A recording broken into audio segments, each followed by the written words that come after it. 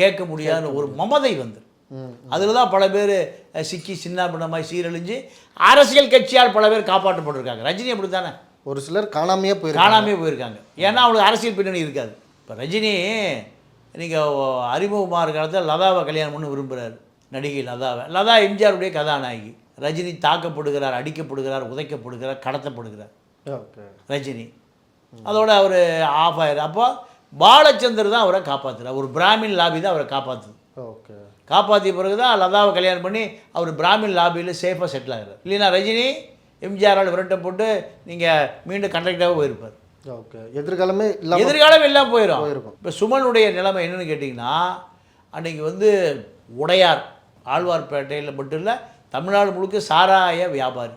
அவர் வீட்டில் போலீஸ், காவல்துறை superintendent of police, அதாவது டிசி, காவல்துறை கண்காணிப்பாளர்களை டிரான்ஸ்ஃபர் வேணும் எம்ஜிஆர் சொல்லுங்கன்னு காத்து கிடப்பாங்க.